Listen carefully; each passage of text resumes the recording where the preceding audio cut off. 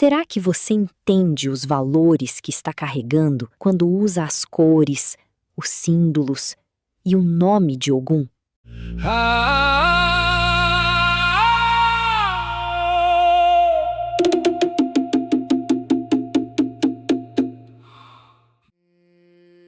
Quando o assunto chega nos filhos de Ogum, a curiosidade costuma aumentar.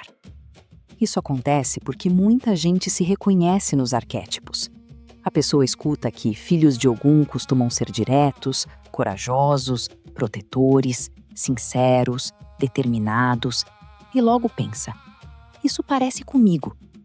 Ou lembra de alguém que não leva desaforo para casa, que se incomoda com injustiça, que prefere resolver as coisas logo, que tem dificuldade com enrolação, covardia ou deslealdade.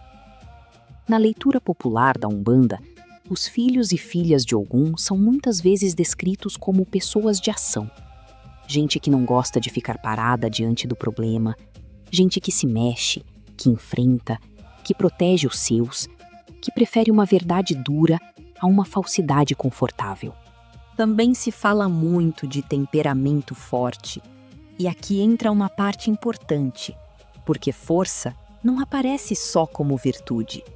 A mesma coragem que sustenta alguém em momentos difíceis pode virar dureza quando perde o equilíbrio. A sinceridade pode machucar quando vem sem cuidado. A vontade de proteger pode se confundir com controle. A pressa para resolver pode virar impaciência. É por isso que falar de filhos de Ogum não é só falar de personalidade forte, é falar também de aprendizado. Ogum ensina movimento, mas movimento precisa de direção. Ensina coragem, mas coragem sem consciência pode virar atropelo. Ensina defesa, mas defesa sem maturidade pode virar guerra desnecessária. E nada disso confirma o orixá de cabeça de ninguém. Uma pessoa pode ser direta, justa, intensa e protetora sem ser filha de Ogum.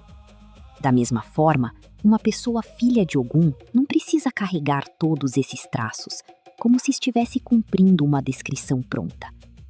Arquétipo ajuda a entender símbolos, mas não explica totalmente a energia de um orixá que não foge à luta. O arquétipo cria, sobretudo, identificação. Identificação é pertencimento e reconhecimento.